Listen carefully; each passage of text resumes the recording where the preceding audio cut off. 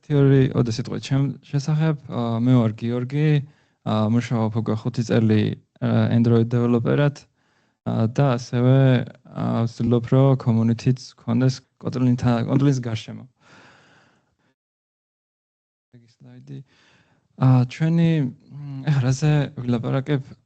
Live demo-ც გვექნება, ნოდარი დამეხმარება, რომ გავუშვას რამდენიმე ბრძანებები და ნახოთ რას გააკეთებს ჯუნი, ანუ მინდოდა რომ მარტო არ მელაპარაკა, რაღაც დემოს გქონოდა. ასევე ავხსნი რას ნიშნავს და რა შეუძლიათ AI აგენტებს, როგორ გვეხმარებიან, რა არის ACP, ასევე ლოკალური მოდელები, ანუ შესაძლებელი არის, რომ თქვენ კომპიუტერზე გავუშვათ LLM-ი და მან დაწეროს კოდი. ანუ ინტერნეტს გათიშავთ, მაგრამ ყველაფერი ჩვეულებრივ მუშაობს. და ასევე პატარა library არის, რომელსაც ქვია Kug, ცოტა უცნაური სახელია, მაგრამ ეგ დაგვეხმარება, რომ ჩვენი AI აგენტები შევქმნათ. კაი,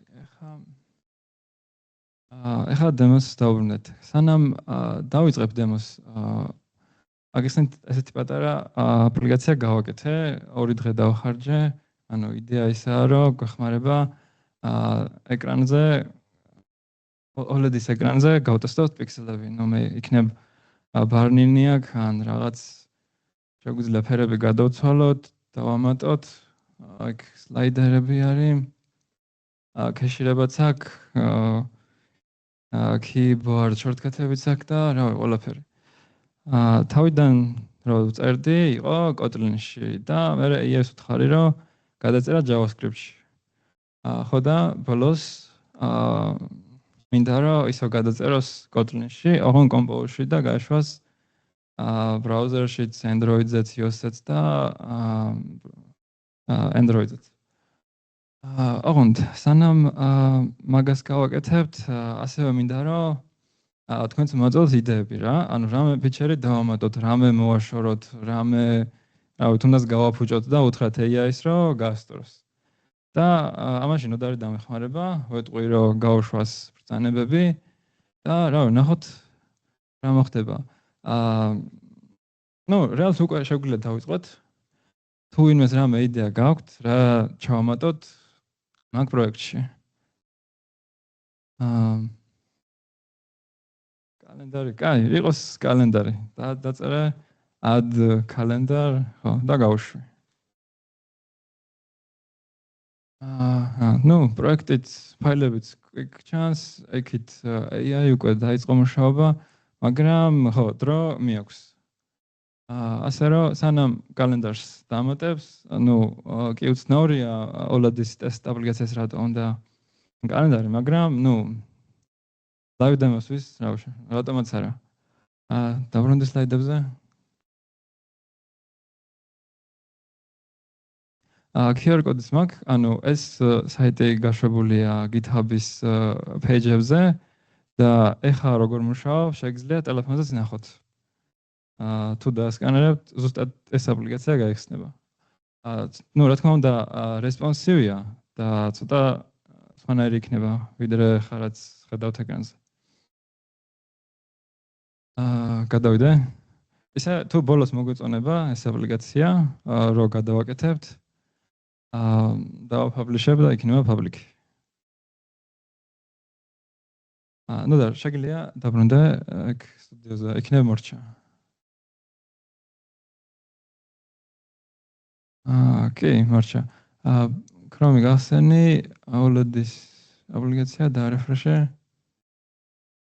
და კონი უკვე ჩავარდა დემო, არ მუშაობს. და სადმე ხედავ კალენდარს. აი. რო დაარეფრეშა. აი ზედა კუთხეში. კალენდარი. როგორ ფერები. კაი, მოდი გამოვასწოროთ, უთხარი რომ კალენდარში ფერები არის გაფუჭებული. მოიც, გასწორდა?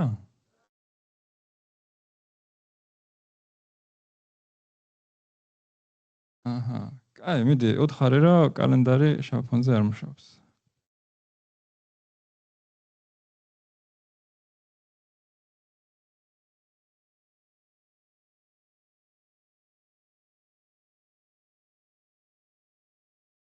აი, გავაგზავნოთ მანამდე თქვენს მოიფიქრეთ რამე იდეა, რამე უცნაურობა, ან თუნდაც კოდი წავშალოთ ნახევარი და ნახოთ რა თუ აღადგენს. color picker-ი. Okay, შეიძლება color.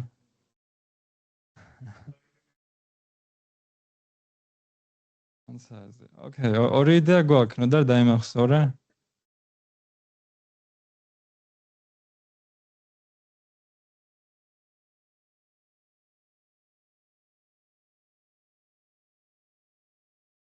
აი, სამი. აღარ და დაიმახსოვრე შენ ფიდბექი. აი, ახლა მოდი ვილაპარაკოთ რა არის აგენტი, რა? იმიტომ რომ რო გავხსნით Gemini-s გვერდს, ChatGPT-s გვერდს, იქ შეგვიძლია მივწეროთ და ისინი თითქოს როგორც აგენტები ისე მუშაობენ. შეუძლიათ ინტერნეტში შევიდნენ, შეუძლიათ კოდი დაწერონ, მაგრამ აგენტი უფრო განსხვავდება, რომ ასევე პროაქტიულია რა, ანუ შეუძლია ჩვენ გარეშე გააკეთოს რამე მოქმედება.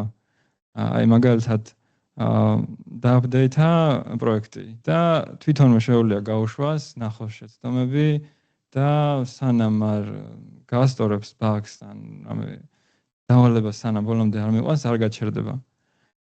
ეგ არის განსხვავება ჩვეულებრივ ეს შორს. ნუ has a goal, შეუძლია რაღაცები გააკეთოს. ნუ და შეგიძლიათ დაბრუნდე იმ და იქნებ მორჩა. ოკეი, მორჩა. აი, მოიც. ხო, შეამოწმე და მე რამე ახალი ბრძანება გავუშვათ.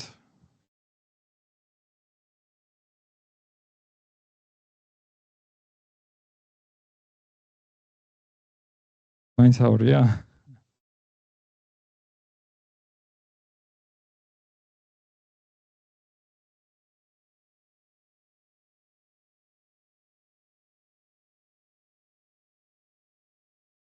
შავ ფერზე რო გადადიხარ, მე ამშვავს. კი, JavaScript-ი.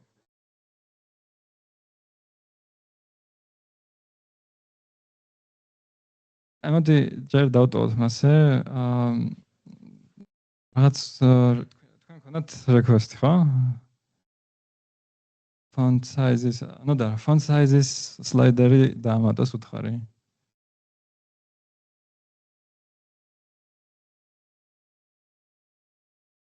გუშინ რო ვაკეთებდი ამას, უფრო კარგად მუშაობდა, ასე რა. კი, დემოზე. აი, დაბრუნდი სლაიდებზე. კი, ახლა ეს ჯუნიორი.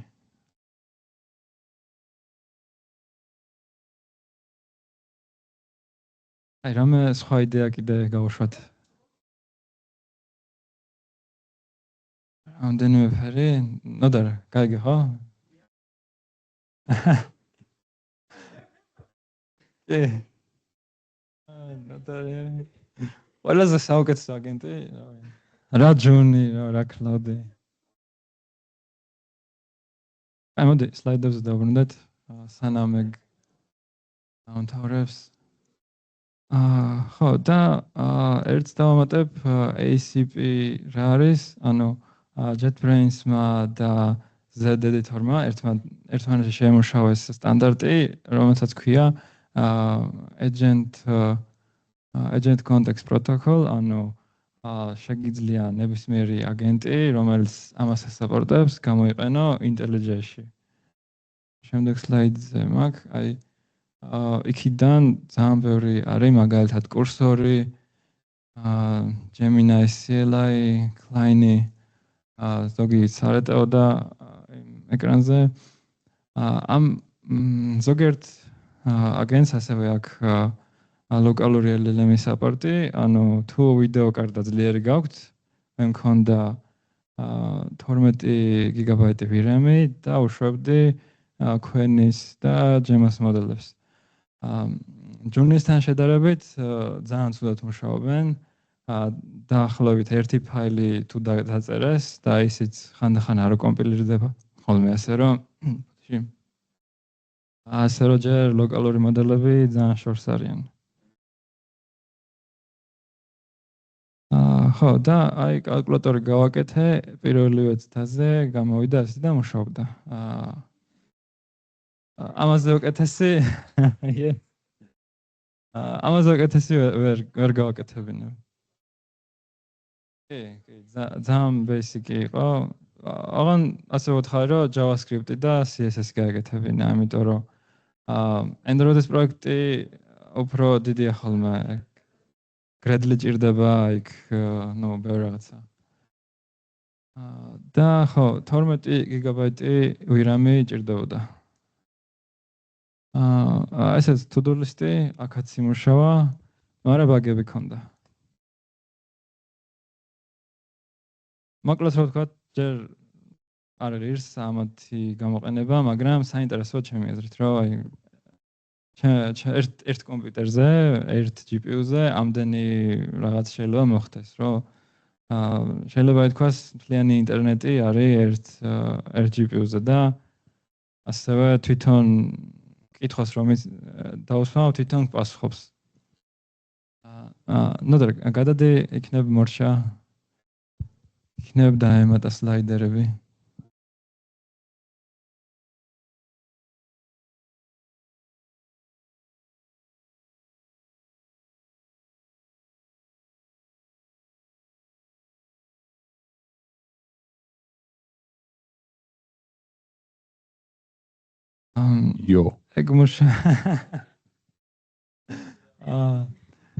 ეგ მუშაობდა სამჯერ ან ორჯერ, იმიტომ რომ კონტექსტი ივსებოდა, ანუ არ ყოფნიდა რა ვიდეო კარტა 12 გიგაბაიტი მაინც ცოტა არის. ახლა ჯუნის რო ელაპარაკები, შეგიძლია 50-ჯერ რავი უფრო მეტი კითხვა გაუგზავნო და დავალება მისცე. და ოკეი არის რა, არ გაჭდავს. მაგრამ ლოკალური მოდელი ეგრევე მეორე კითხვაზე შეიძლება გაჭდოს, რომ კონტექსტი არ მეყო.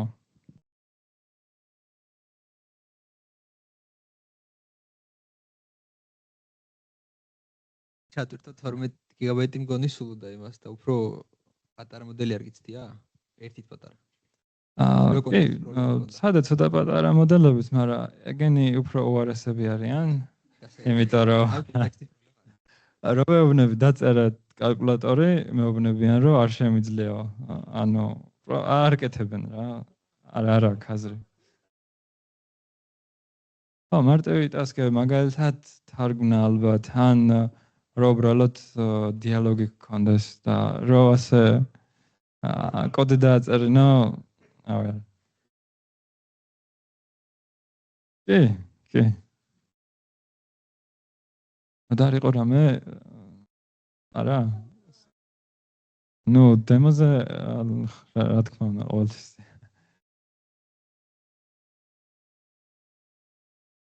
ბოლოს ვაპირებდი რომ გადაეწერა Android-ზე, Canvas-ზე, web-ზეც რო გააშვას iOS-იც. კალენდარს თუ აღარ ამატებს და sliders.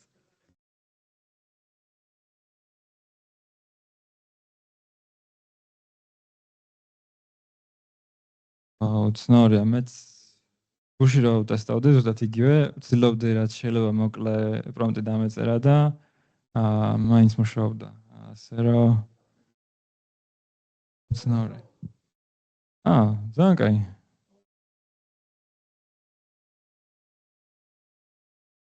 გიწით.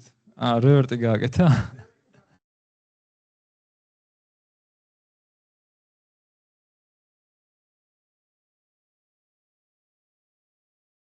შემდეგი რეკვესტი. ხმას ეწყილას. აი, მანამდე სლაიდებს დავუბრუნდეთ, რა სლაიდი მაქვს აღარ მახსოვს. ხო. ნუ, აქ ზოგადად ლოკალური მოდელები ასევე ნელი არის. ზოგჯერ იყო შემთხვევა, რომ ერთ და იგივე შეცდომას უშვებდნენ და ცდილობდნენ ის ერთ და იგივე შეცდომა გამოესწორებინათ. კონტექსტის Windows პატარა და ძალიან ბევრი ოპერატორი ჭირდებოდა. მე მგონი, აი, თუ ნორმალური შედეგი გვინდა, რომ გქონდეს ლოკალურ LLM-ზე, დაახლოებით 32 გიგაბაიტი ოპერატიული გვინდა, რომ ცოტა უფრო ძლიერი მოდელი ჩავტვირთოთ.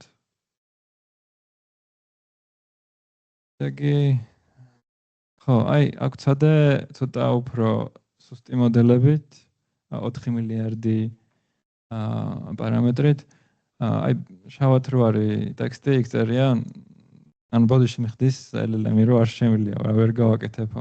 არადა მე აყოლებს, რომ the tools available are focused on code editing. ანუ ყველაფერი აქვს, მაგრამ მაინც არ აკეთებს.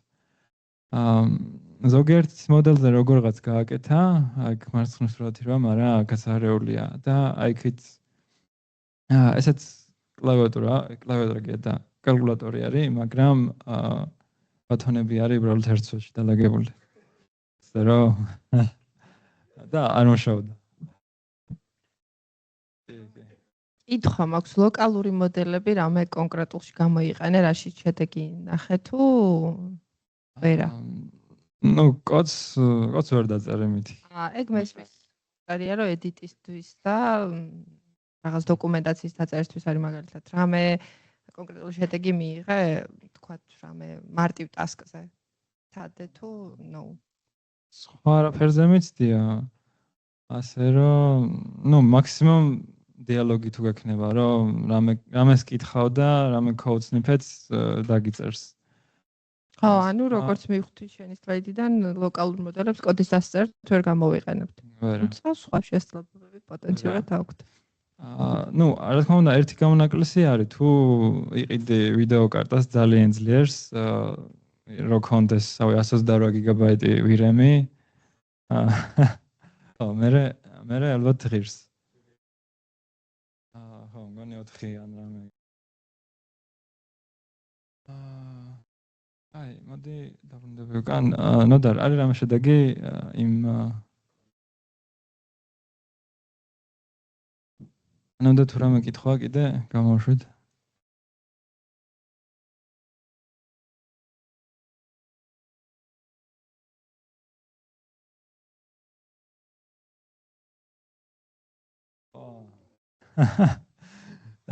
ერთხელ მაინც გამართლა. ოკეი. კლასტერი თუ რაღაც. ანუ და ერთ და იგივე ფერს რო არ შევა უნდა ქონდეს ხმა.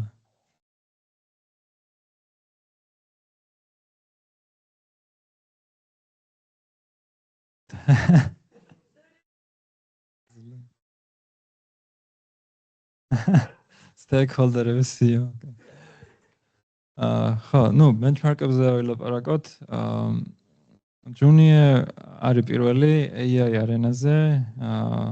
Cloud Code მაგალითად პირველია SW Bench-ზე, ეგ არის software engineering-ი. მაგრამ მე რო ვიყენებდი, დიდი განსხვავება ვერ შემომჩნიე. თითქოს და ორივენი ერთნაირად ძლიერები იყვნენ, ასე რომ ბოლოს მაინც Junior-ზე გავჩერდი და ხშირად უფრო იმაგას ვიყენებ. ასევე ერთ რამას დავამატებდი, რომ როცა მოდელი, უბრალოდ როცა აგენტი არის პირველი benchmark-ებზე, ეგ ნიშნავს, რომ users უსმენს ძალიან ცოტა კითხვას. აი ხა თუ მაგალითად Junior არის პირველი AI arena-ზე, ეგ შეიძლება ასევე იმას ნიშნავდეს, რომ თვითონ იღებს ძალიან ბევრ გადაწყვეტილებას.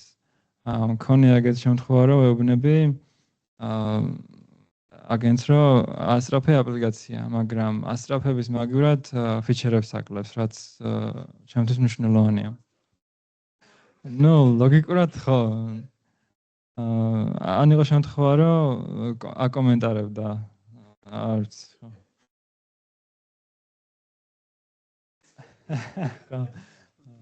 თუდები არ დავამატებია, მაგრამ ხო.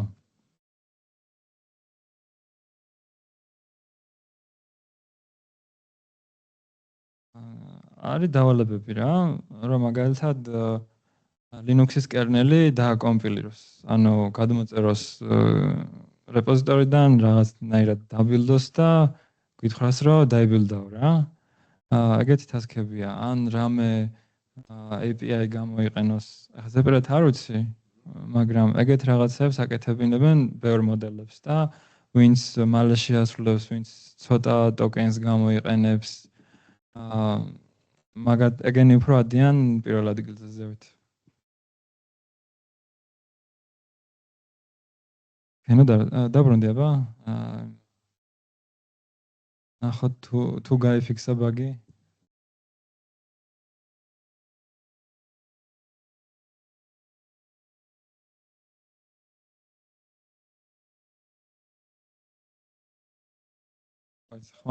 ხმა შეიცვალა.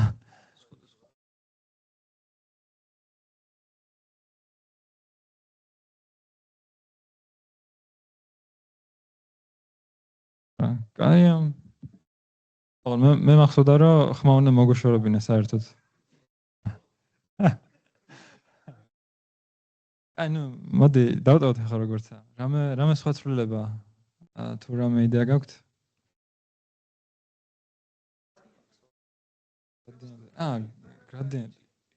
გრადიენტი დავამატოთ. არა და შეგმოწმებია? მოდი კიდევ 4 გრადიენტი დავამატოს. Told you to add a gradient.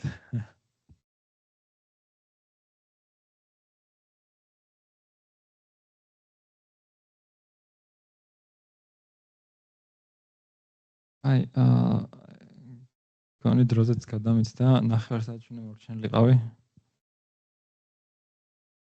მართალია. შემდეგი სლაიდი. ხო, ესაც არ ველოდებოდი, ესეთ რაღაცა მოხდა. ჯუნის ვეუბნებოდი, რომ გაეკეთებინა აპლიკაცია, რითიც დავათვალებდი სურათებს. ოღონდ სურათებზე უნდა ყოფილიყო გული, ვარსკვლავი და დროშა, რომ დავაჭერდი, მოინიშნებოდა ეს სურათი. ჯერ დაამატა გული, იმუშავა ყველაფერმა, ვარსკვლავმაც იმუშავა, მაგრამ როცა უთხარი რომ დაემატებინა დროშა, აღარ მუშაობდა. კი, სურათები იტვირთებოდა, მაგრამ როცა რამე მქონა მონიშნული სურათი არ ჩანდა. უთხარი არ ჩანს, ვერ გაასწორა. ერთხელ მერე მეორესაც უთხარი და ყველას რომ მიაგნო, რატოც იყო ბაგი, ანუ გაუხარდა რა, იწერს რომ this is it.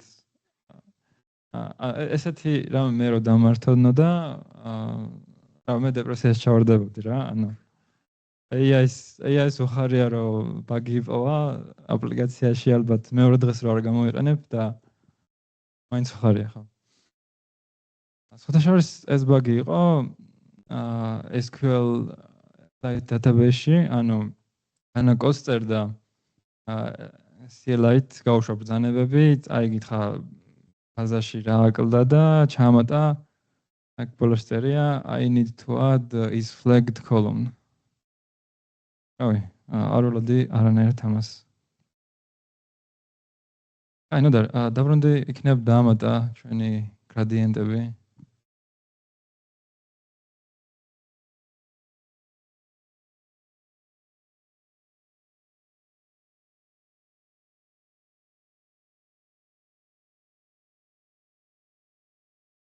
ისო გავჭა.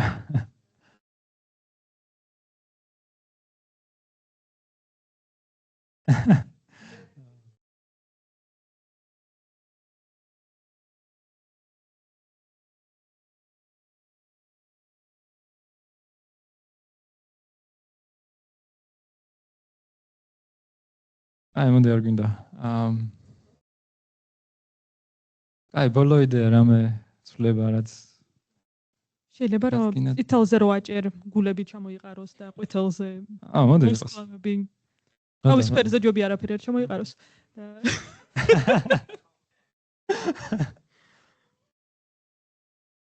ნოდარ მიდი.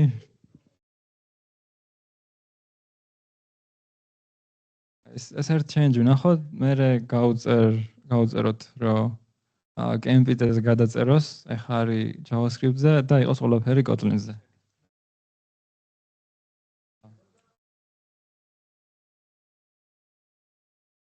აი, მეც გონი ცოტა დამჩა სლაიდები.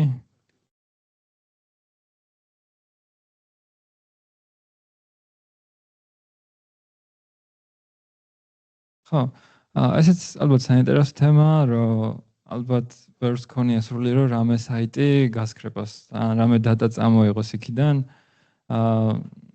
ცადე რა თქმა უნდა, მაგრამ როგორც ყოველთვის სკრეპინგი მაინც რთულია. ერთი იდეა რაც გაამართლა, ის არის, რომ სკრაპერი ყოფილიყო text based, ანუ რო ვეუბნები, რომ მაგალითად YouTube-ის რეკომენდაციები წამოიღებთ კი, რომ ყველაფერი ხდებოდეს ტექსტით და AI-ს შეუძლია მერე თავიდან გაუშვას პროგრამა და შეამოწმოს თუ მუშაობს, თუ კომპილირდება, თუ რამე შეცდომა. დაახლოებით 9 საათი მქონა გაშვებული ჯუნი და პროგრამაც გონი, რავი, ძალიან არ ვიცი რამდენჯერ, მაგრამ ძალიან ბევრჯერ გაუშვა თავიდან და ცდილობდა რომ გაესკრება.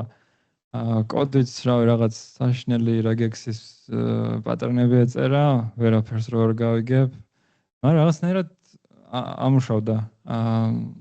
შემეძლო რომ დამენახა ვიდეოები. ოღონდ ერთი პრობლემა იყო, რომ ვერასხოვებდა რა იყო რეკომენდირებული ვიდეო და რა იყო უბრალოდ trending ვიდეო. ნუ მე მაგალითად trending-ი არ მინდა recommended ვიდეო, მაგრამ ვერასხოვებდა მაინც. ანუ მინდა და თუ არ მინდა, ჩემი თუნდა გამერჩია კოდი, დამეაპდეითებინა სკრაპერი. ნუ მოკლედ არ გამოვიდა. ერთი იდეა კიდე მქონდა, რომ გამოსკრება ტაობაო და ასე ვიყენებ გადამზიდ კომპანიას. და მეთქი tracking ნომერებს ამოვიღებ ტაობაოდან და ჩავწერ ჩემ გადამზიდ კომპანიაში. მაგაზეც პრობლემა იყო, რომ ტაობაო ბლოკავდა. მერე ჯუნიც იჭედებოდა და ამდენი კრედიტები მიდიოდა, ნუ სულ ტყუილა. ნუ მოკლედ მაგაზეც დავნებდი. ოკეი. კაი, მომავალში შეიძლება. კაი, დაუბრუნდება იმ პროექტს. თუ დაამატა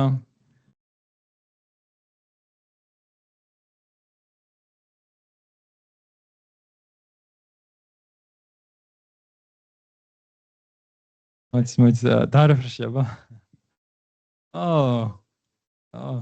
არის პროგრესი.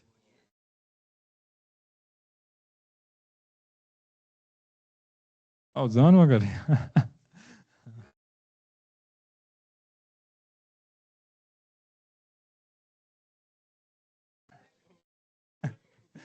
ნოდარი ხა.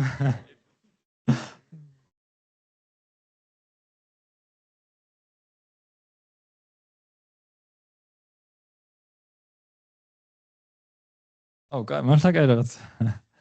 ეს სხვა ფერებზე ნახება, გონი გულებიც გვინდოდა რა ყოფილიყო.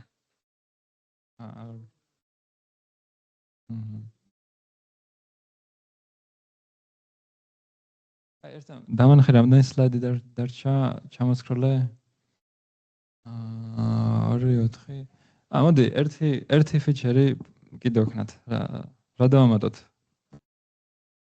ეხა ახალი ფიჩერის დამატების დროს ძველი რო გაბაგა. ხო. ეგ ხო რეალურად ძალიან ტეხავს. ფერები გავასწოროთ? მაგის გამოსწორება, ხო? ოკეი. ან თვითანალიზი. bug fix-ი, ნოდარ. ანუ რეალურად ფიჩერი გააკეთა, არ ვიცი პრომპტში რა მიწერე ორივეზე თუ მარტო ვარსკვლავებზე, მაგრამ ნაწილობრივ ან სრულად გააკეთა, თუმცა ძველი გააფუჭა. ეგ რეალურად დიდი პრობლემა შეიძლება იყოს. კი არა და არის, ხო, ეხა ეს მარტივი API-ა, მაგრამ და თან ვიზუალურად კარგად ხედავ რა გაფუჭდა, მაგრამ ხო შეიძლება ეგეთ დროს რაღაც გაფუჭდეს. რაღაც გაფუჭდეს ვერ დაინახავ. ხო, ну, დემოსთვის რა თქმა უნდა სხვა გზა არ არის, მაგრამ რეალურ პროექტზე ჯობია რომ ყველა ხაზი შევამოწმოთ, pull request-ი გავუშვათ და დავარევოთ. ну, სხვა გზა არ არის. კი, ზუსტად.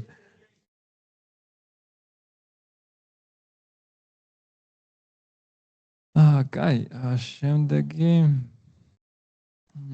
ახლა დავუშვათ მინდა რომ ჩვენი აგენტი შევქმნათ, თუნდაც coding agent-ი ან ნებისმიერი სხვა აგენტი.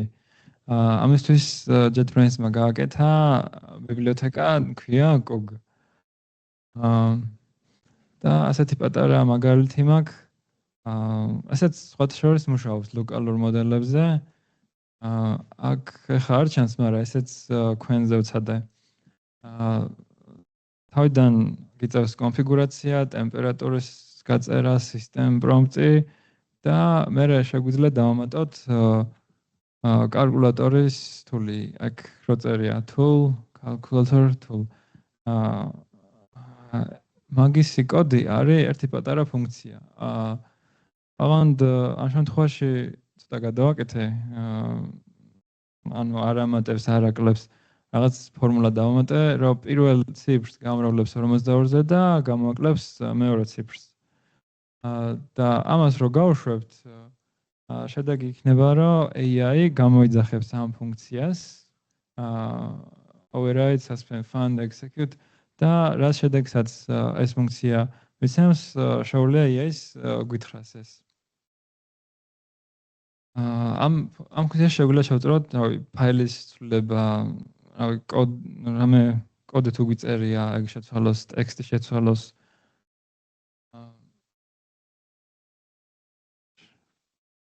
და ხო, კაი, ну, კითხვა გვაქვს ამაზე.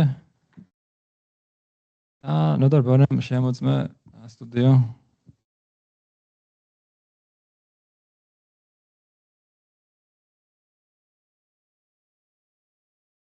რაღაც სია არის საკმაოდ დიდი.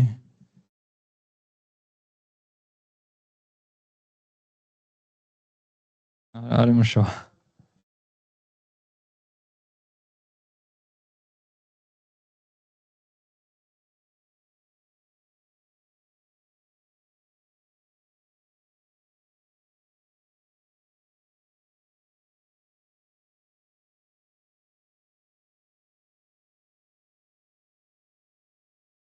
color list-ი უთხარება? color list.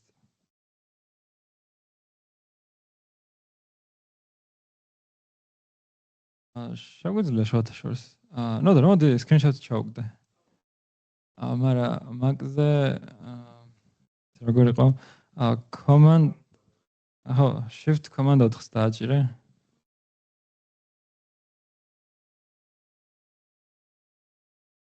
და მონიშნე.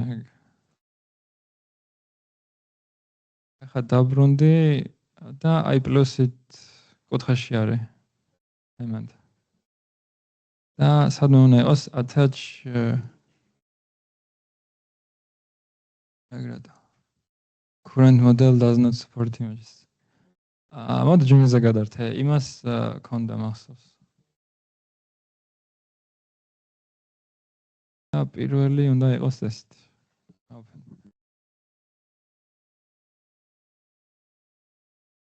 კიდევ ერთ დავალებისთვის გვექნება დრო? კაი, იყოს. ანუ ჯერ ეს გავიდეს მაშინ და სანამ ხო მოგიყვებით. გისმენ? რო აჭერ ღილაკს.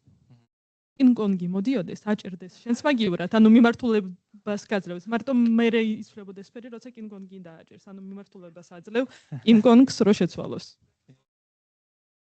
შენ რამე ადვილი არა კინგ-კონგი, მოდი ბურთი მოდიოდეს და დააჭიროს. ვერ მივხვდი, ანუ ბურთი საიდან მოდიოდეს? არა, შენ რო აჭერ საიდანღაც უნდა გამოჩნდეს, ანუ მოვიდეს, დააჭიროს და წავიდეს. მაგრამ როცა ბურთი დააჭერს, მაშინ იცვლება ფერი და არა როცა შენ აჭერ.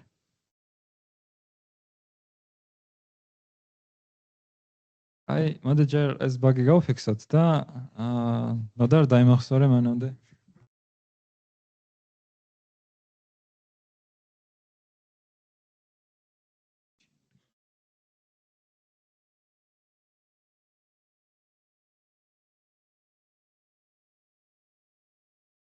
აი, ბოლო ერთი არის სლაიდი.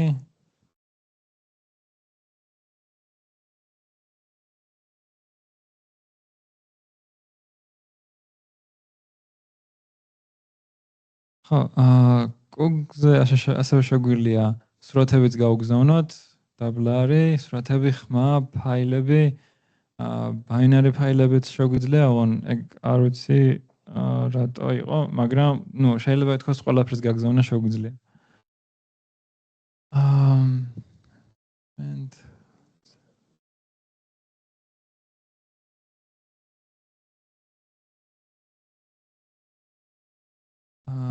აუჯა სლაიდი აღარ მახსოვს.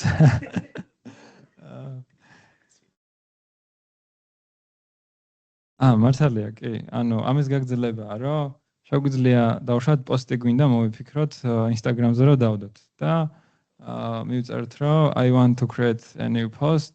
ორი ცარლის სურათი არის attachment-ში და შედეგად მივიღებთ hashtag-ების სიას და post-ის descriptions. და ეხა შეგვიძლია ასევე თამაშებშიც გამოვიყენოთ, რატომაც არა, აი მაგალითად თუ შეგვიძლია რომ ნებისმიერი ფუნქცია გამოიძახოს AI-ს, აი როგორც აქ დავწერე, როგორც კალკულატორის შემთხვევაში, თამაშებში ხო უფრო გამოგვადგება რომ იქ შეიძლება გქონდეს character-ი, იმ characters რაღაცას ვთხოვთ და ისიც გააკეთებს ამას. ან მაგალითად მაღაზიაში შევედის და იქ არის merchant-ი, ვეუბნებით რომ ფული არ გვაყოფნის დაგვიკელი და მაგალითად იმანაც რომ დააკლოს თავის რავი ხმალი ექნება გასაყიდი თუ რაც ასე ვთქვათ უფრო კრეატიული იქნება თამაში. ოღონდ კიდევ ერთი ვარიანტია რომ ხო, მომავალში, კი. იგი ან დავუშვათ AI რომ მუშაობდეს background-ში და იმის მაგივრად რომ ნუ character-ები ამუშავოს, ანუ event-ებს გააკეთებს უფრო განსხვავებულად, რომ რაღაც რავი შენზე მოარგოს თამაშის სამყარო, რომ შენთვის გახდეს უფრო საინტერესო, quest-ები მოიფიქროს, გითხრას რომ რაღაც შეაგროვეო. დავუშვათ ზოგიერთ quest-ს არ აკეთებ. ნუ მაგითი მიხვდება რომ ესეთი quest-ები არ მოგწონს, სხვანაირი ის მოგწონს და ასე ვთქვათ, თამაში ნელ-ნელა მოგარგოს players. ხო. აი რავი, ეგ იყო ჩემი ბოლო სლაიდი, რავი, თუ რამე კითხვა გაქვთ და მანამდე ნოდარ ბანემ შემოწმე სტუდიო.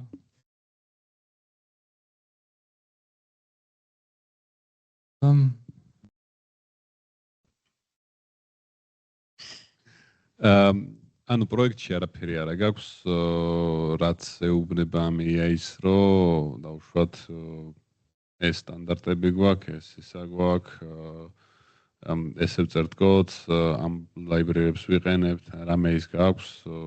ამ პროექტში არ ჩავამატე.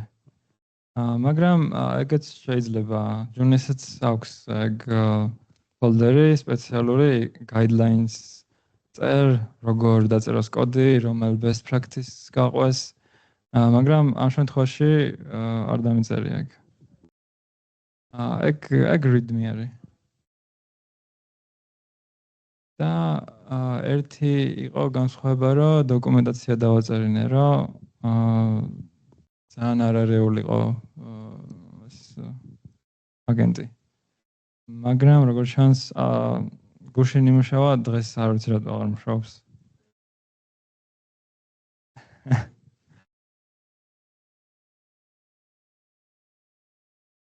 და რა გააკეთა? ჯერ კიდე პროგრესში.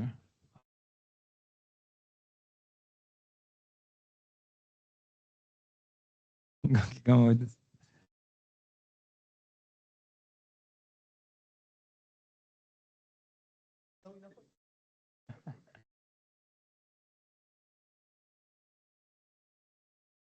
სკლავი გვაქვს.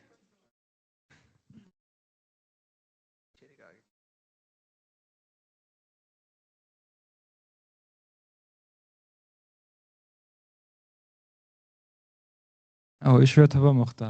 კითხვა დაგვისვა. გამიდი. თვითონ გადაწყვეტას.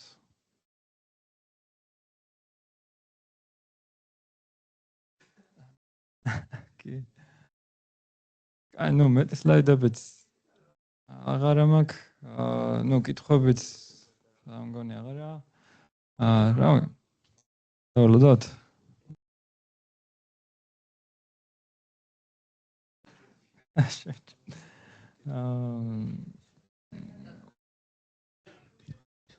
შეტი გზაში.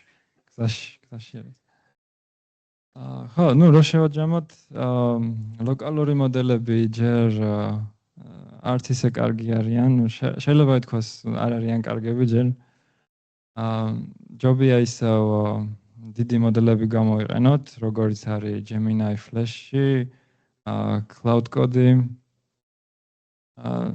და ასევე აგენტები საკმაოდ დამაიდმედებელი არიან, შეიძლება დღეს ასეთ შეცდომებს უშვებენ, მაგრამ შეიძლება ხვალე უკვე ყველაფერი გაასწორონ, უფრო სწრაფი გახდნენ, უფრო ჭკვიანები. ეხლა თუ მაგალითად შეუძლიათ ტერმინალში გაუშვან ბრძანებები და წაიკითხონ output-ი, ხვალ შეიძლება გაუშვან თვითონ ვიზუალური ინტერფეისი, ბატონებს დააჭირონ თვითონვე, გატესტონ აპლიკაცია და ხო, ნუ მოკლედ მომავალში ასეთ ცვლილებებს ველოდები. ჩკა წვანე ჩანს. ისევ არეული.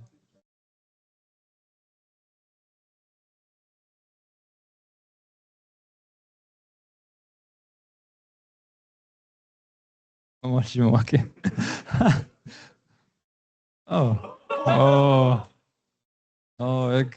ეგ ახალია.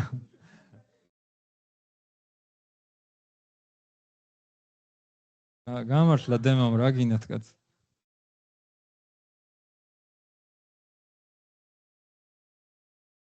თქვენი აზრით, რა ვიცი, ან ნოდარ და შენს გეკითხები შალვა. შედეგი ხა რაც მივიღეთ რეალურად არის ის, რომ ძირითადი ფუნქციონალი დაზიანდა, რაღაც ახლები დაემატა, მაგრამ ძირითადი დაზიანდა და თქვენი აზრით მიზეზი რა არის ის, რომ ჯუნის არ იყო საკმარი, ან ცოდნა კონტექსტი არ იყო, ცოდნა არ იყო, თუ პრომპტი იყო არასწორად გაწერილი? მე მგონი ორი პრობლემაა. ერთი რომ არა მაქვს დასათებებული გაიდლაინები, ხოლოდ არის readme ფაილი, სადაც წერია პროექტის ზოგადი აღწერა და მეორე პრობლემაა, რომ ცოტა დრო დავხარჯეთ რა, 9 საათია. ეგეც ცოტა, რავი, რამდენი ბრძანება გავუშვით. რეალურად ამ ასეთ OLED ტესტს რო ვაკეთებდი, 2 დღე დამჭირდა და იქნებოდა მთლიანობაში ალბათ 7 საათი, 8 საათი. ასევე ხო, მე მაინც მგონია, რომ პრომპტის დროს უფრო სპეციფიურები უნდა ანუ უფრო უნდა დაუზუსტოთ კონკრეტულად რა გვინდა, სად გვინდა და მაგ შემთხვევაში შედეგი ბევრად კარგია. ხო, ნუ რევიუსთან ერთად მაინც მთავარი მიზეზი ის არის, რომ პრომპტი არ იყო საკმარისად ზუსტი იმისთვის, რომ კარგი შედეგი მიგვეღო. ხო. კი. მადლობა. აი, ნოდარ, ბოლო ჯერ შემოწმე სტუდიო. არ გაგვიშვია. მაშინ ბოლო ის გავუშვათ, რომ გადაწეროს Kotlin Camp-ზე. და აღონ გუშინ რო ცადე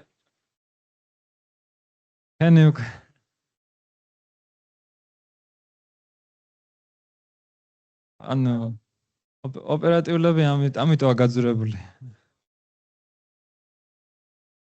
მოიცა რა დაწერე, როგორც platform და ასევე მოწერე so it runs on Android, web, iOS and can be synced by IntelliJ.